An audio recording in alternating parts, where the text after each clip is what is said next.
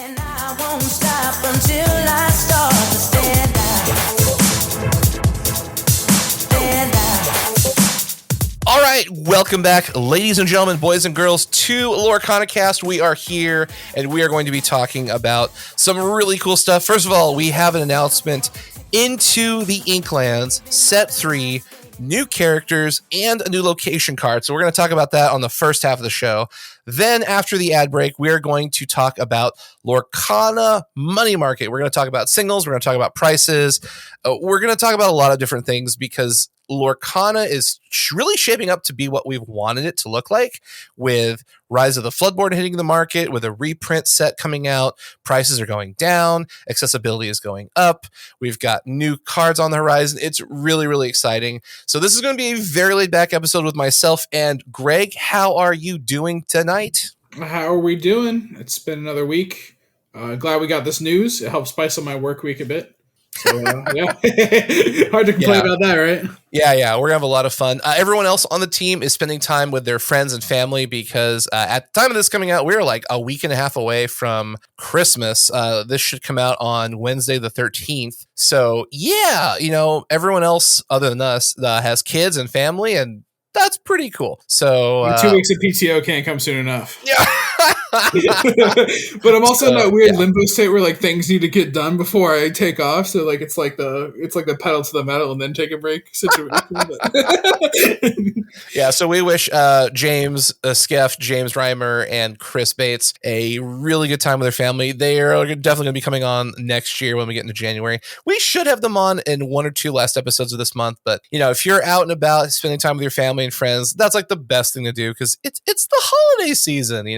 It's great. The spirit of giving. And we'll talk about this as a bit of a I guess spoiler for the second half of this episode, but like maybe that holiday season spending might be able to be spent on MSRP Lorcana product, which is super exciting. Or lower, depending on which signals you're picking up. Yeah, it super depends, but all that more on later. Yeah. So let's jump right into set 3, into the Inklands. The biggest announcement we got by far was a new card type, and that is a location. So if you haven't seen or heard, there is a brand new thing, mechanic, whatever you want to call it, coming into the Disney Lorcana trading card game.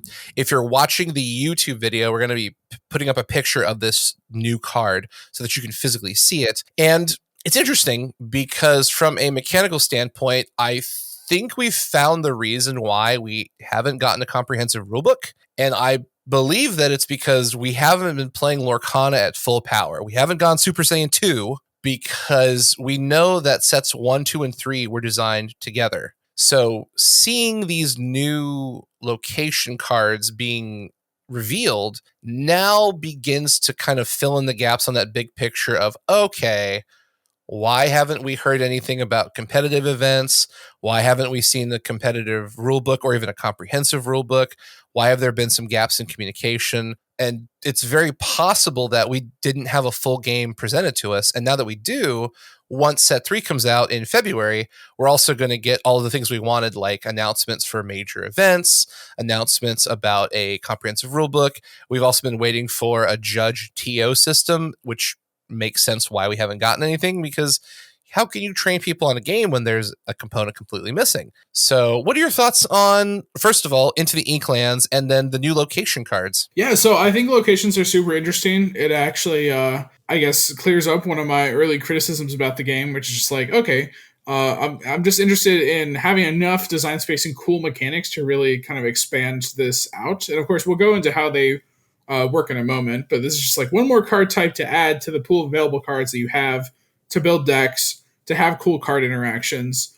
Outside of that, Into the Inklands also has new cards. Duh, it's a new set of Lorcana, and some of those are really cool. But I think really just like thematically, it works very well. DuckTales, Tailspin, Disney like TV shows have finally made its way into the Lorcana. I need Darkwing Duck. Yeah, one of these days. I hope so. Please. And then, of course, expanding, my favorite Disney property, Winnie the Pooh. Gotta love that. Gotta love seeing more Winnie the Pooh representation here. But overall, I think the thematics of the set, probably my favorite so far. If you actually look at one of the promotional images. It's like kind of like these like traces and like lines, and let's call it Into the Inklands. So like presumably it's like a map or like following a trail, and then amongst those trail are like little bits of lore that you earn. And of course, thematically, I think that's really cool. We'll go into, I'm sure Sugi will give the rundown of just like how locations work overall. But yeah, thematically ties it all perfectly. Of course, we wouldn't expect any less from the creative team leading Lorcana so far. So that those are my thoughts at the moment. Yeah, and I think that's a good time to segue into what locations are and how they work. So, Ravensburger had a Ask Me Anything with Steve Warner over the week, and these are some of the takeaways from that conversation. You can easily look on Twitter or Google or any of the Lorcana discords for like the complete summarization. But here's some of the bigger takeaways. Locations, some are going to be inkable, some are not going to be inkable. They've clarified that the cards are going to function just like the other cards in the set. One of the big ones is if you look at the card on the right-hand side is willpower. So it's basically a health pool similar to a character. And then on the left-hand side, there is a numerical value. So that value represents how much ink you have to pay to move a character to a location. So inherently, when you play a character onto the field of play, they are not at a location. You have to spend additional ink to move a character in. So for example, there is a brand new Peter Pan card that costs 4 ink, and he has an ability that says once per turn, when this character moves to a location, gain lore equal to that location's lore. That's the third thing that you're going to notice on a location is they're going to have a lore value. So first of all, with this Peter Pan, I'm really glad they put once per turn because that is something we haven't seen very often, and being able to jump Peter Pan around, just get free lore is kind of nuts. So yes, you can only do it once per turn. But like I said earlier, these characters are not assigned to a location when they're played. They are neutral, and then they can go to a location. Some other takeaways are characters can only be at one location at a time. If there are multiple locations, you have to pay to move them from, location A to location B. The willpower on a location functions just like a character. You can attack the location. However, the location will not deal you damage back. At this point, we haven't seen anything with a damage value or a strength value. So basically, the current one we have has 6 willpower. So if you deal 6 or more damage through challenging, the location will be banished to your discard pile, and you no longer get the bonus.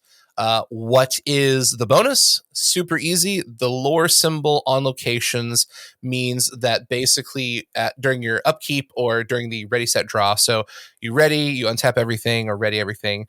Then during the set phase, all of the locations you've played, you score lore equal to the locations that are on your side of the board that you played. So if you have one location with 1 lore pip, during the set phase, you would gain 1 lore. If you have 2 locations with 2 lore, you would gain 2 lore, and so on and so forth. So locations essentially are passive lore batteries that have really, really high willpower for what you're playing. So in this case, you're paying 2 ink for 6 willpower, 0 attack. And it does cost 1 ink to get a character to the location. Something that I think is interesting is we could see decks that function really heavily with locations if they have high lore values or high transportation values. I don't really know what the term for that ink cost would be, but like say you have a card with low willpower, but it costs like 4 ink to send a character there. That's a huge investment for someone to send anything over. That's almost an entire turn. So you could play now this location doesn't exist as of yet, but from a design aspect, I could easily see a card that has like 2 lore, 3 willpower, but it costs you 4 ink to send a character there. So it's not hard to defeat, but it's hard to get there physically. There's so much design space that it's absolutely fascinating. Some of the other things to take away are you can send a character to a location, whether they are ready or exerted. It doesn't matter what status or condition they're in. As long as you pay the cost, they can move. If a character is suffering from summoning sickness, or I think it's called, if they haven't, the ink hasn't dried yet, you can still send them to a location. Most importantly, a character doesn't have to be on location in order to gain the lore from it. I guess just to clarify, I don't think he said anything to the contrary, but just like moving to location for the most part is actually just for interactions between your cards to actually proc off. Like, for example, this Peter Pan, which we'll go into depth a bit later when we talk about the cards, but like you gain a lore when you go to location. So I think that's really cool. There's also potential, and again, we haven't seen this yet, just speculation now. But the reason this Forbidden Mountain location that we have is like it's the location, and then there's flavor text that takes up a lot of the card. But there's also room for maybe if that flavor text was one sentence that the locations have abilities themselves. They'll have abilities. Yeah. Yeah. Like, right. You hit the nail on the head there. So it's just like, there's so much stuff, so much cool things that can be packed into this location idea. And we'll be talking about all of them today, right? I guarantee you we'll see probably rare, maybe super rare locations.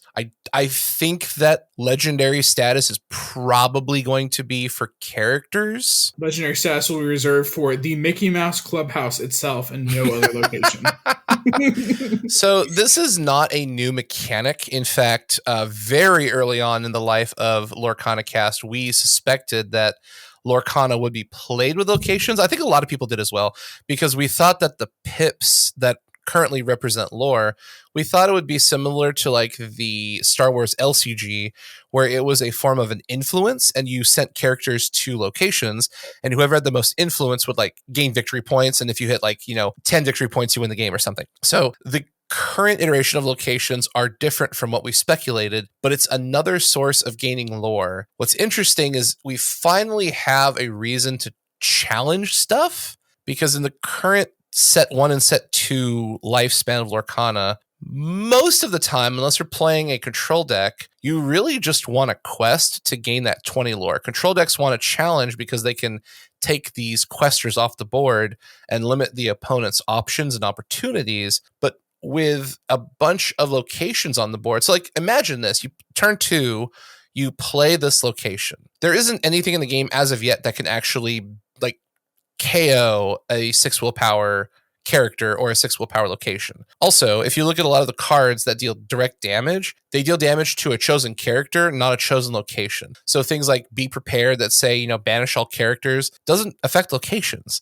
Smash or Fire the Cannons, they deal damage to characters, not locations. So that location, when it comes out on the next turn during your ready, set, draw, is going to gain you 1 lore. And then your opponent has to allocate a character and pay an ink to send them to that location. And then they have to challenge that location, which means they're not gaining lore. So like the 2-drop Gaston, that's a 4/2, becomes kind of good. But at the same point, he doesn't actually one-hit KO that location. So at the current state of affairs, at the time of this recording, that card is guaranteed 1 lore.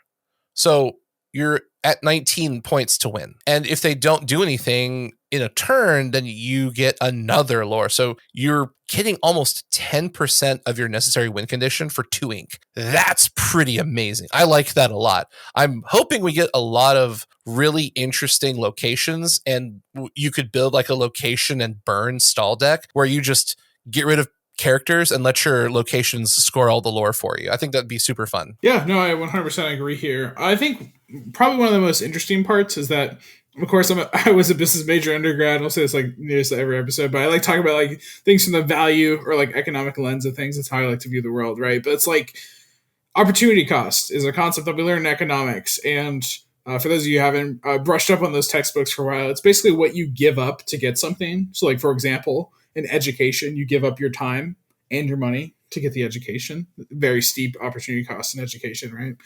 I'd like to view it, if you allow me, it's kind of the same as challenging in Lorcana.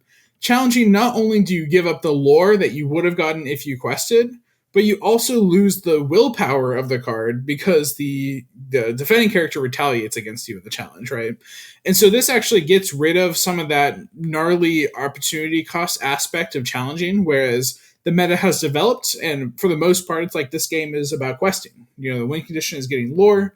It's more advantageous for you to get lore because not only are you one step closer to winning the game, but you don't have to face, one, the opportunity cost of not getting the lore and also losing the willpower in your character. With locations in the picture, the opportunity cost is actually going to be quite a bit less because locations do not fight back, right? And so it's like, okay, the opportunity cost is just the lore at this point. Do I want to get rid of my opponent's lore gaining threat there, and then just have it be gone. I don't have to deal with it unless they have another location. And so that question actually brings in a lot more, I guess. It makes challenging a lot better, than what we have seen it at previously. And so I think that's the big thing I kind of want to hammer in on. Locations actually make challenging more viable within the game. I think that's great. Challenging so far has not turned out to be super great in Lorcana. You'd much rather be questing most of the time. And locations kind of are an attempt to, balance that fact out. And of course, whatever the designers have up their sleeves, I do trust wholeheartedly. But yeah, it definitely was tough or to justify challenging from a more competitive play perspective before. Yeah, Captain Hook gets a lot more interesting because with that Challenger 3, you could play him on turn 1, put pressure on the board. If your opponent plays the location, it still takes 2 turns to drop it, but you're only allocating a 1-drop character to do it versus multiple 1 and 2 or 3 drops to get there. I find it so fascinating, and we could talk about it a lot. We're not going to, but like as more cards get spoiled and more location-based effects become apparent, I truly think this could make Lorcana into a different game. Like obviously you're still trying to get 20 lore, but just the existence of locations versus like we're basically in a game state right now where we've been playing for 6 months where locations didn't exist. So we've built decks, played reps, gotten all kinds of muscle memory, and then it's like, here's this new mechanic. Everything you knew is relevant, but we're going to add something else that changes up that knowledge pretty uniquely. So like a control deck still controls. You still take characters off the board. What's interesting though is you can only challenge characters at a location. So like you can't do the slap a Maui down and then rush Reckless into someone. You have to get him who's like sitting at a location. You have to play him, move him, and then you can challenge the character at a location. So like locations do offer somewhat defensive bonuses against certain card types. Now, if it's like spot removal or direct damage, locations don't do anything. But like the Rush Reckless combo is no longer as potent if you have certain characters essentially hiding a location. I love it. I think it's a really interesting mechanic because now defensively you have a tool, but you also have to think forward a couple more steps because where do you need to be? What do you need to be? How do you stop your opponent? How do you use locations to help bolster your lore gaining? Like there's a lot of cool aspects that just become super important with the inclusion of a location card type. Like, wow. Right. And I think one thing as well, and this is going to be pretty interesting just to, I guess, test people's skill a bit more. Because it's like, I feel like one of the big things that maybe newer players may not quite get the grasp of is that just because the location is there and just because you have the strength to clear the location doesn't necessarily mean that you should, right? I mean, it's just a matter of like doing the math where it's like, okay, how much lore do I have on board? How much does this one lore actually affect the game? And for the most part, it may just be like it may just be like a taunting tactic or like one that you can have in the game where it's like, oh, I have this location. What are you going to do about it? And like, depending on how the opponent plays the game, they may just want to clear those locations, which, I think could be the good play in a lot of cases. But I think a lot of times you may just want to bite the bullet and get your own lore gaining up and accept that they're going to get a couple passive lore from the location. But, overall, I think the popular aphorism in Magic that definitely carries over to Lorcana. Less so just because of the way that lore gets earned in the game. But the only point that matters is your last lore. And that's mostly true for Lorcana as well. You gain lore easier in Lorcana. So once they get up to 17, 18 lore, it gets really oh, they just have to have a character live for one turn and I can't challenge unexerted characters, right? But for the most part, the last point of lore is what really matters. And so kind of letting it slide for a couple turns as you develop your own strategy may be kind of what locations go for. I think probably one of the most interesting parts that we'll have to see later on the set, but I think there's going to be a lot of synergy interactions, right? Like Elsa's castle, Elsa has to climb to the top of the castle, as she's seeing let it go. So of course there's these really cool thematic considerations. One concern might just be too much of the design or gameplay warps around the location, and that would be something that I don't like as much, where it's deck building. It's kind of like the Lilo Simba dilemma for aggro. It's that one where it's oh yeah, the best thing that you can be doing right now. no matter if you go first or second, no matter what deck you're playing against, it's a Windmill Slam, a Lilo on turn 1, and to protect the Lilo with the Simba, right? And Yeah, so it's just like, an auto include. You don't want deck building to be so linear that it's like if you don't play this combo, you're just not playing efficiently. yeah, for example, like again, like an egregious example would be like, oh yeah, Elsa's castle, and like an Elsa, it's like, oh, if an Elsa moves to this location, freeze 2 things, draw a card, gain like like if it's just like too much of the game warps around these locations, and like something that just would have been like just a fun little cool bonus or like a different way to experience the game kind of creates these like more backbreaking combos where it's just like, oh, it's a little bit less consistent because like you have to be on location, it has to be this character, but it's just so good to pass up, Right. Absolutely. It's I agree with you. It's a fascinating opportunity, but it is also one that any card game designer anywhere in any history has to be aware that you don't want to make game effects that are so warping that the metagame or even the local scene is like forced to play it because it's just too good. It's kind of like when Magic was doing Phyrexian mana and they had that blue spell where you could pay 2 life and counter any spell that had a casting cost of 1 or less. And it was in 100% of decks for like months until it got completely changed and Wizards had to emergency ban that card because why would you not put that card in your deck? You don't have to pay mana. You could cast it on turn 1 whether you're the active player or the non-active player. It was just so game-changingly good. So as long as we don't see certain combos or certain effects do anything game warping, I think locations will be a fantastic inclusion, and hopefully that the R&D and testing development teams have made sure that nothing too broken comes out in the future. Yeah, fingers crossed on that one. Jury's still out. But we'll figure it out soon enough, right? Yeah. The other side of that coin is hopefully locations aren't like super lame. Sometimes a team could play like too safe and like they introduce this cool mechanic that looks like fun. And then you find out like, oh, hey, every location is like 6 willpower. It costs you 2 ink and it costs 1 ink to move. And then there's like a variation where it's like, a 1 cost location with 5 willpower and 1 ink to go to. You're like, yeah, it's riveting. Super cool. Yeah. I think one thing that would be really cool, I know I mentioned this a bit earlier, but just like, I don't know if forcing is the right word, but like incentivizing players to be in a shell that typically wouldn't be considered like optimal for the deck.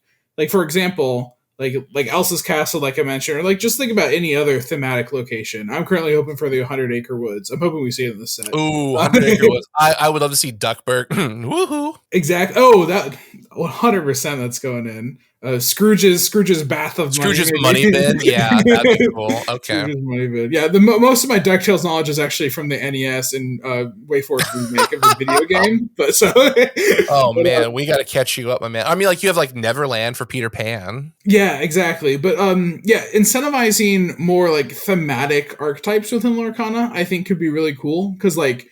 One of the big things in set 1, and I'm sure some players did not like this as much, but like it was such a mishmash of things. Like you would see Lilos and Maleficents in the same deck with cards with Dr. Facilier on them, so it was really just like the ultimate, like, I guess Smash Brothers, like crossover, of the ages. And I think locations can kind of rein in this design more where it's like, oh, 100 Acre Woods, when a Tigger or a Rabbit or a Piglet move to this location, you get this cool ability, and more cards that care about specific names or traits of other cards could come from this. I would love that, and I think that would appeal to both the Disney, thematic purists that kind of want this archetype, of like specific series, and also force deck builders to be a bit more creative, where it's no longer just like good stuff piles, what Magic players would term piles, which I think is just a fun, like a funny term of a pile is just like boomer Magic speak for like, these cards don't synergize with each other.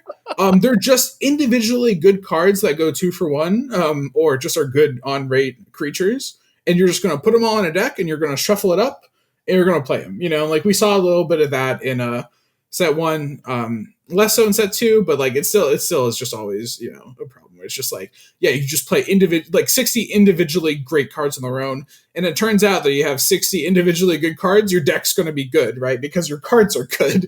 And so, yeah, just like being able to incentivize like diversity of the type of decks that we see on the field can never be a bad thing. Yeah, and let's wrap this up by talking about the characters really quick. Minnie Mouse is the first one, the simplest one. It's a 1-cost inkable steel card, 0 attack, 3 willpower, 1 lore pip. While this character is out of location, she gets +2 strength. So if she's out of location, she's a 2/3 body. Okay. Any thoughts? Like, the artwork is cool. I think the effect is very straightforward. It is a common card, so it's a very, very succinct card. If it's not a location, 0/3 quester. If it's out of location, you could challenge with Minnie, but you could also quest. You get to choose. Yeah, I'm not impressed. As we know, ironically enough, the other Minnie is a 2-drop, 2 ink, 2/3 with 1 lore. And so considering that presumably the lowest cost to move to a location will be 1, it's like, hey, look, I just made my Minnie a vanilla, you know? Yeah. And so, I don't know. I'm not a fan. I'm not convinced by it. I think the only argument for it would be like, oh, well, you can pay the 1 on turn 1, and then later on you can segment your ink spending, right? Where it's like you don't have to pay the lump sum. But for something as small as like a 1 ink character anyway, it's like, yeah, I don't know. I don't buy it. I don't love it. But you know, it is important that they kind of show us how these location cards can be used. You know, so it can like change passive stats of a character. There can be like on placement of location effects. I think really that's just kind of like a test design to show you just like part of its implications on the game. So hot take. I'm going to bet you a booster pack that we're going to see a super rare or legendary that says they can be played directly to a location. Oh, yeah, I agree with you. I bet you a booster pack there. If that comes true, we'll both exchange a booster pack. Yeah, I'll buy one for me and you buy one for you. Yeah, sounds good. And then we'll both go our separate ways, and then it's a winning condition.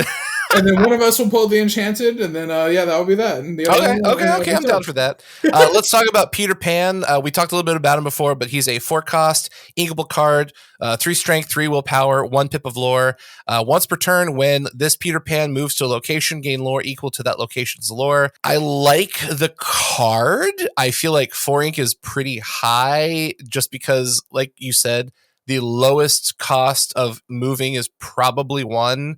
Maybe we'll see a 0, but I could also see a location that has like 0 ink to move to and 0 lore, but it has like a special bonus, like, you know, whoever controls the most characters here draws an extra card or something. So I don't know. There could be a place where there are locations with 0 cost to move, but you don't gain anything out of it. I'm sure there are going to be actions and abilities and characters that are like, exert this character, move another chosen character to a location, and then, you know, you could get some value out of Peter. I don't know.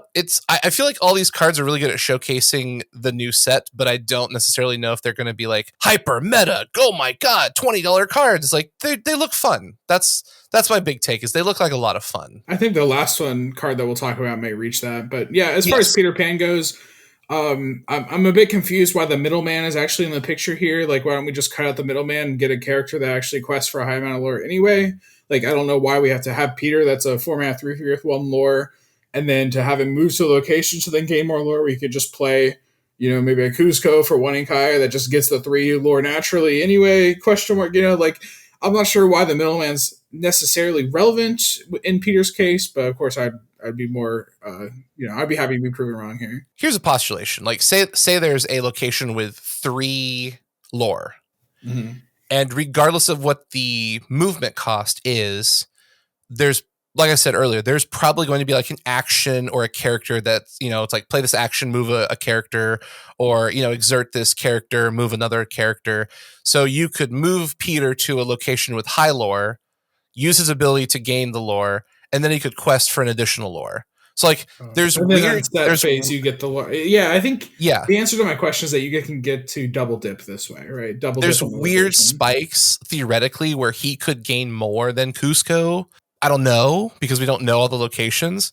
Like, card for card, Kuzco probably is better because he has ward and he has 3 lore, and if you challenge and banish him, he takes you along with him. But like, I could see a universe where Peter could burst out slightly more with the right combo. But again, we're just speculating here. Yeah, it would be awesome if you give him evasive through something. Oh, I that don't would be think that cool. exists in the game, but that would be awesome. Yeah. But yeah, All I right. guess that's my Yeah. answer, right? You could double dip on this for with Peter Pan, whereas Cusco would just be a straight 3 per turn. So Yeah. I answered my own question. Cool. All right. Tell us about Piglet, because I know you love Winnie the Pooh so much. Oh, I love this card too. I think it's really great. So 2 ink, inkable, Piglet, Pooh, Pirate Captain. He is 2 strength, 2 willpower, Dreamborn Hero, Pirate Captain. A lot of traits on this card. Straight up, I need a Piglet and John Silver pirate deck. Right, exactly. He's an amber, and I'm the captain. While you have 2 or more other characters in play, this character gains 2 lore, naturally has 1 lore. I'm tempted to say that this is a better Pinocchio. I don't know if we can quite claim that, but I think they're going for different strategies.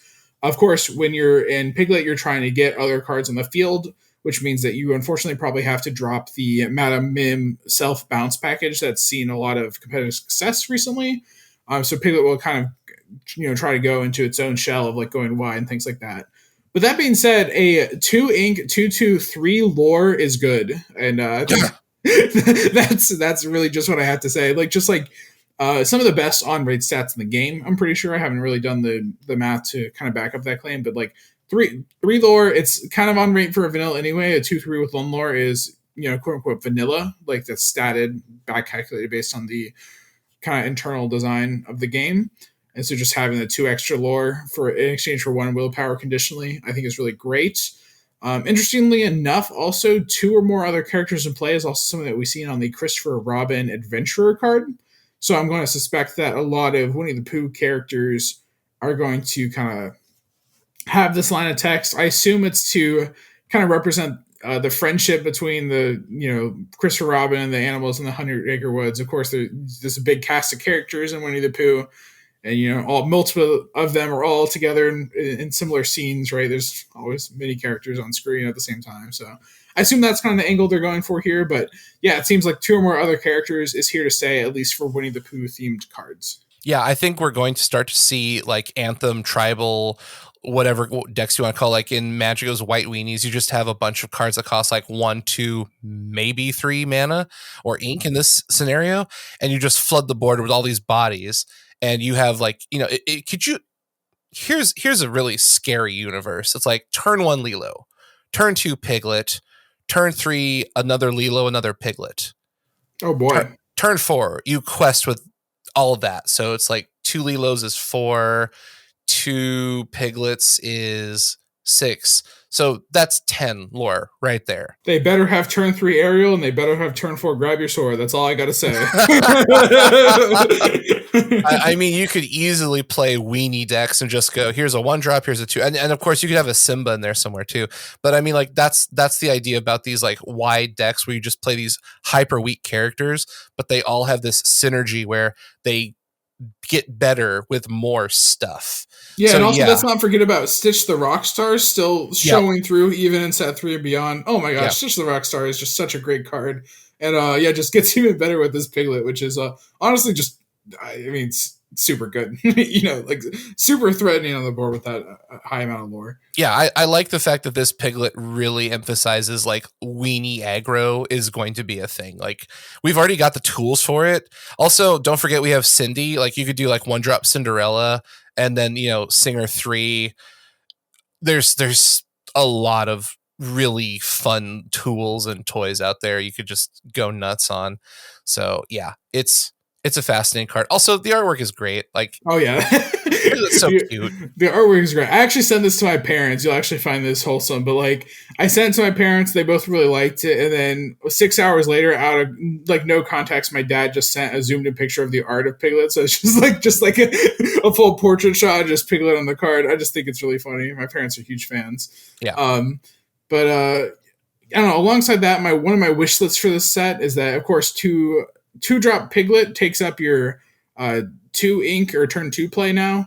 I'm hoping we get an on-rate vanilla bodyguard and hopefully Amber, probably not Amber, it'll probably be another color, but just like a 3/4/1 lore with bodyguard. I would love that. Hercules is not up to snuff. Hercules is just not good enough. It's not a vanilla. For some reason, they decided to print Simba to be a vanilla with an extra bodyguard ability. So yeah, I would love that 3-drop to kind of round out the curve. I think that would be That'd be kind of gross if you had a 3/4 bodyguard.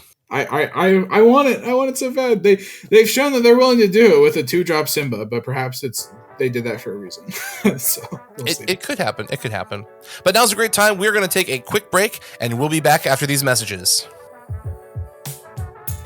Thank you so much for joining us here on this episode. If you want to help support the show, you can follow us on X or Facebook at LorcanaCast, as well as leave a review on your favorite podcast aggregate. This helps your friends know about the awesome content you're listening to and grow and build this amazing community that we have. Thank you so much for joining us, and we're going to get right back into the show. All right, folks, welcome back. As we all know, it's December, and that is the fated, mythical time that Lorcana restocks have hit the shelves. And so I'm sure you've seen it all across the social media. Maybe you've actually seen it in person. What? Lorcana packs in the wild? Do they exist? They aren't unicorns? Yep. You'll find out more in the hour, Tim, but not just the hour, more in the minute, actually. It's the next minute of the podcast recording. Yes, product exists. That is crazy. And of course, from an economic standpoint, again, more business major talk here. When more products available, there's just more availability. Demand can fluctuate depending on how much supply there is, but more supply typically means that the price is going to go down on a lot of this stuff. So let's actually talk about a bit of the single money market prices for the first chapter. And I think that a lot of, depending on what your perspective is, maybe if you're a store, you were dreading this day. If you're a player, you're probably waiting for this day to happen. But single prices are at an all-time low for Disney Lorcana, making it more accessible than ever before. A few highlights here, just to talk about it. Remember the big 8-drop Mickey that on release was around $25 to $30. It's a $5 legendary now, just, classic. John Silver also, we want to make sure people know we're using TCG Player as our source for these prices. There's other places you can look, but TCG Player is traditionally one of the most used and referenced resources. So at the time of this recording, we're using TCG Player. By the time you listen to this episode, these prices could change, but this is what we're looking at right now at this time of recording. Yeah. Also, this is not financial advice. Thank you. We are not financial advisors. Go buy real estate. Yeah, for sure. TCG Player is always where I reference when I make a trade. I think if someone references, I don't know, your uncle's shack in the attic shop, I just don't trust it. I walk away from that trade. Yeah, typically TCG Player lowest listed or market is fine as well, is where I am looking. But, some highlights here. Whole New World, lowest listed, $4.11. Be Prepared, $5. Remember when we spent $20+ on Lilo Making a Wish, the unequal 1-drop, 1/1 with 2 lore? Now down to 200, or I'm sorry, not 200. I'm thinking in Japanese yen here. Sorry. I did some foreign buys recently, but $2.80. And, those are just some highlights. I'm sure there's more so you're thinking of, but, right now is, again, not financial advice, but if you've been waiting for some of these cards to drop and you're interested in playing Disney Lorcana anyway, now's a pretty good time to actually get your collection started. Yeah. So I'm looking at, Stitch Carefree Surfer. I remember he was floating around $20. He's now floating around $8 to $10. Currently, the highest cost card is the Beast Tragic Hero at Legendary Rare. Market price is about $29, followed by Rapunzel at $28, and then you've got Maleficent also at $28. So just a couple months ago, like Rapunzel and Maleficent were floating around the $40, $50 mark per card. Now they've almost been cut in half. Elsa, which was supposed to be one of the star stoppers, she's a $13 card. That card was right behind Rapunzel at like $30 to $40, $13. So, I mean, like the Tinkerbell Giant Fairy, one of the biggest monsters in set 1, $7. So this showcases that Lorcana prices have absolutely gone down. I don't know if I could say that they've stabilized because we're supposed to see additional reprints in the future.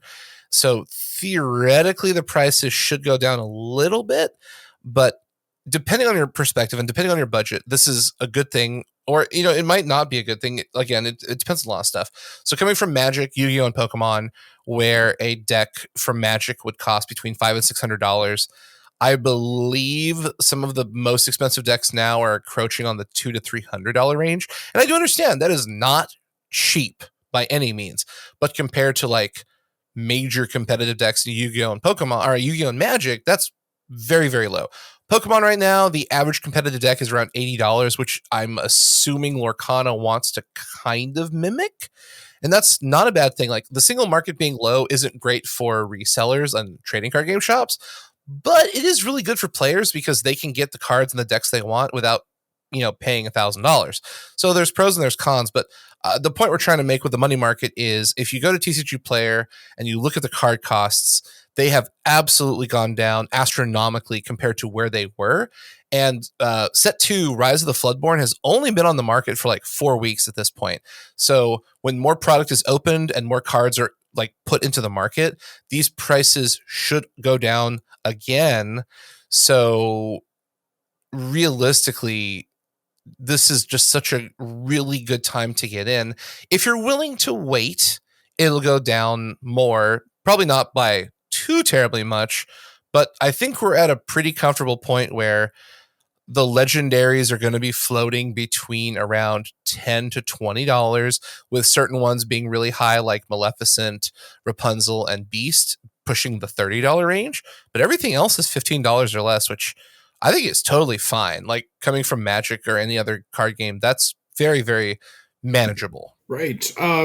You gave me a slight crisis there when you told me that Floodborn launched 4 weeks ago. I actually had to fact check that. But no, you're right. Time dilation is a funny thing indeed. But yeah, it felt like it was just yesterday that it's released. But yeah, I think perhaps we're still waiting on a new printing of Floodborn. I'm not 100% sure on that. But right now, as things are sitting, first chapter is actually going to be more affordable when it comes to single pricing, perhaps due to the fact that more of it's just out in the wild, which I think that to be true. Interesting that you brought up the store versus players versus kind of the happy medium that needs to exist for both of them to be happy. And I think that there is one that exists. This is right now, the market's kind of sitting on the, more favored towards players, less favored towards stores. But, the good news is that the stores actually had their time in the spotlight. And that was, when they enjoyed their pre-release product, right? Their 2-week window for both Floodborn and the first chapter. And now that window is over, I think, just Ravensburger is kind of opening the floodgates, to excuse the pun, right? On, all this product coming out. But, presumably there's a happy medium for both, stores and sellers right now. It's not looking super favorable for stores, but thankfully I feel like many stores are able to move through their product at this point anyway. And if they were sitting on it, it's the kind of a case of, they had it coming. They should have known this. Ravensburger's been saying that they're printing more, that there's more coming this whole entire time. And so, yeah, Lorcana is definitely more of a flipping game from the perspective of stores, and definitely not an investing game, I would say. Agreed. Yeah. The Enchanteds are helpful for stores because those are the big hits you could pull out of a booster packs or a booster box. But even the price of the Enchanteds are going down. Like, they're really not as bad. Like, when the first chapter came out, we were looking at $500, $600, $700 for an Enchanted. Most of the Enchanteds in Rise of the Floodborn, I think, are maxing out at like $200, $300.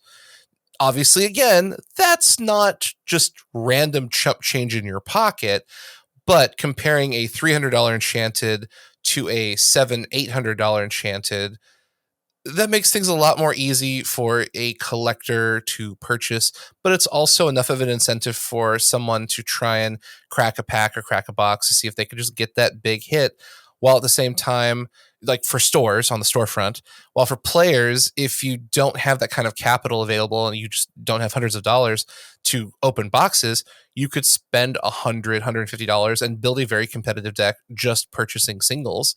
And so, like, we'll have to see what Lorcana looks like after set 3 and set 4. But the point we're trying to make is when Lorcana first came out, there was just a lot of naysayers and people going, well, Lorcana is too expensive. I'm completely priced out of the game. I can't afford it. I'm not going to play this game. And now we're definitely seeing prices come down, product become more available. The reason why I said that Rise of the Floodborn had only been out 4 weeks is when Lorcana had been out for 4 weeks, the prices were spiking. They were going up, up, up, up, up, up, up, up. And it was nuts.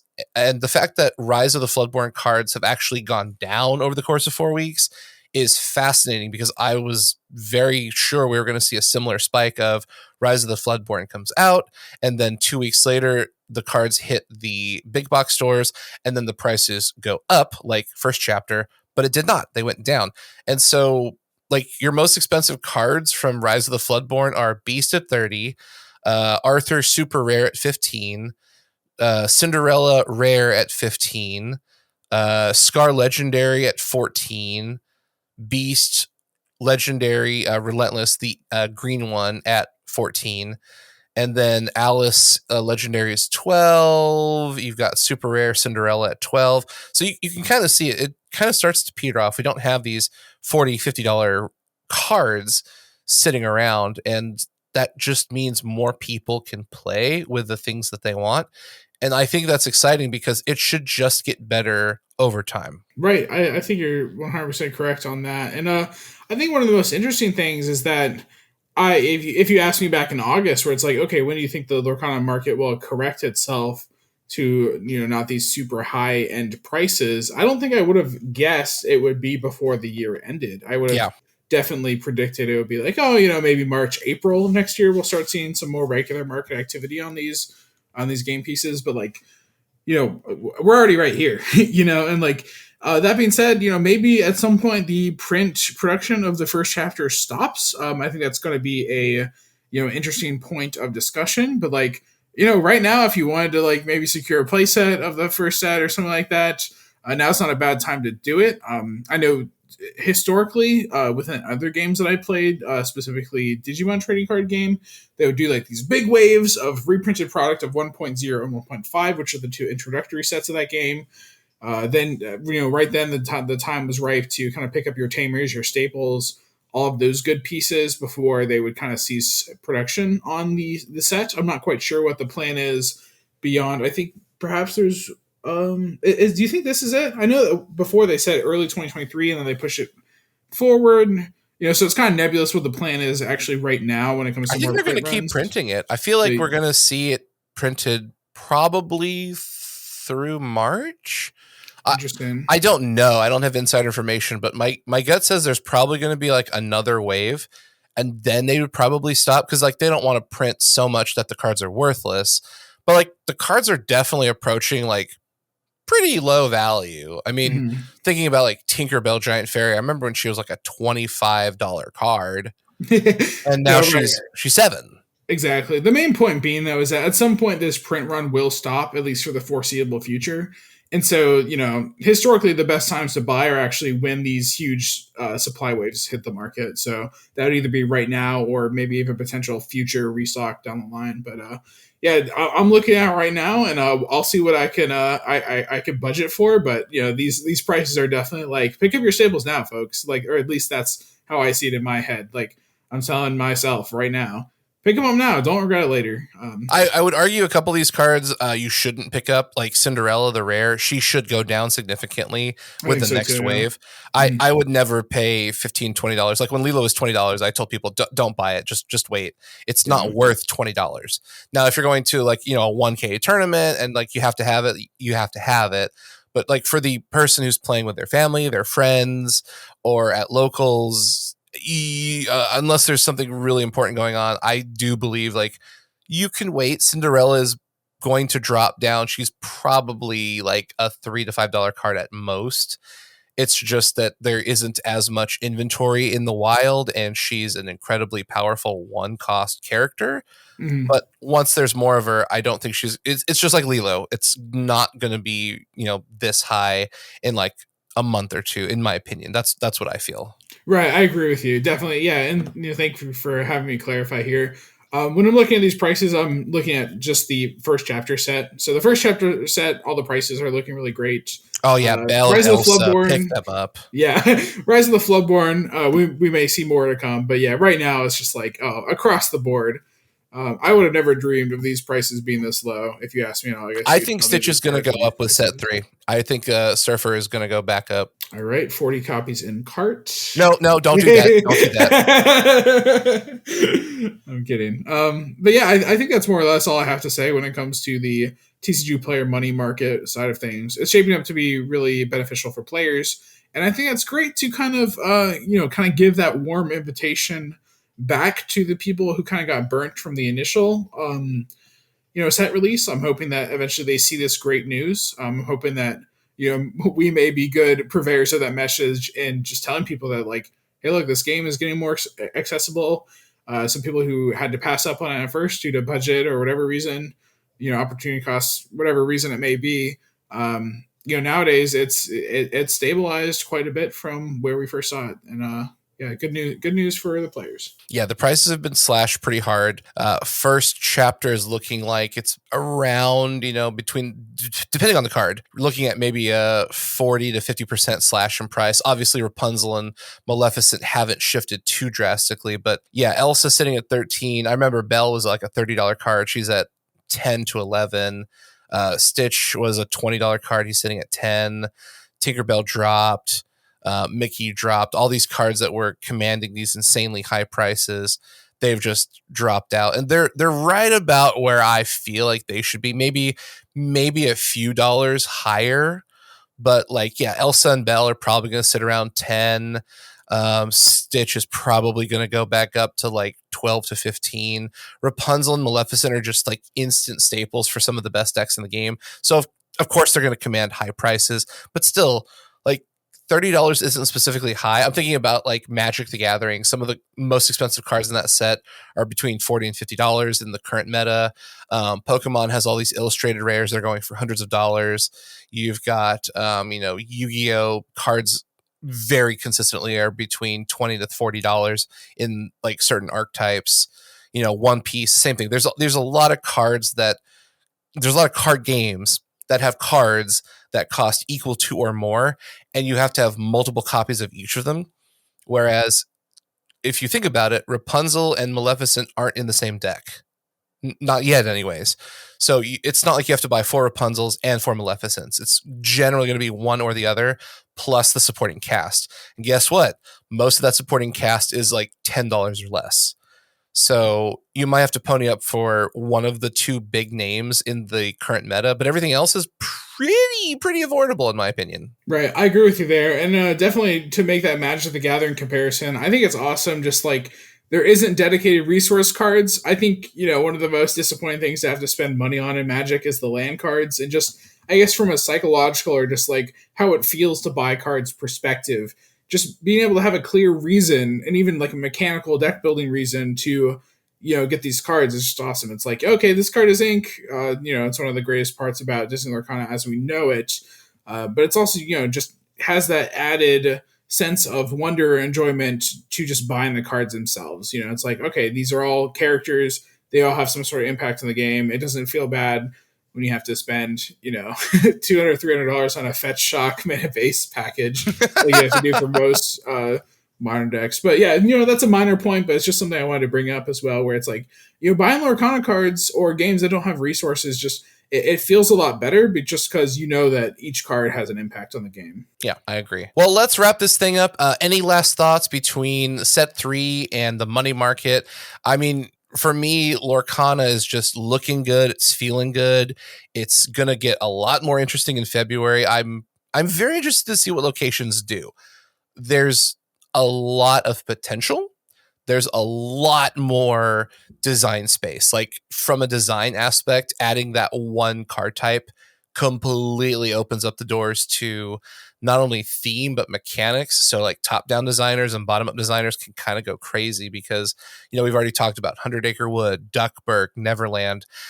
There's so many places they could go. It's incredibly fast. Like so cool. Pride Lands for Lion King. I mean, like, come on. Like there's there's almost, I wouldn't say an infinite amount, but there's a lot of places we could go and a lot of different flavors of those places. Yeah, have Simba, Timon, and Pumbaa go to the jungle, and then it gets a bonus when you sing Hakuna Matata on the location. Yeah, just like cool thematic, consistencies there, right?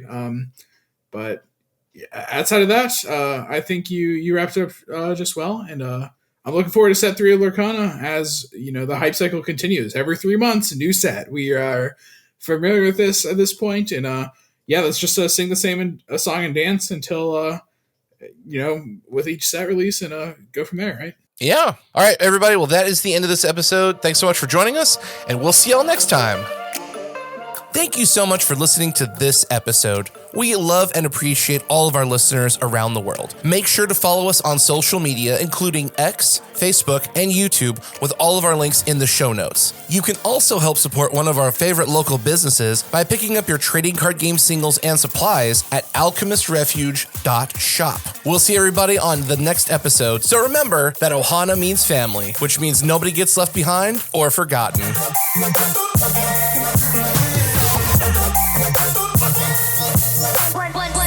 One.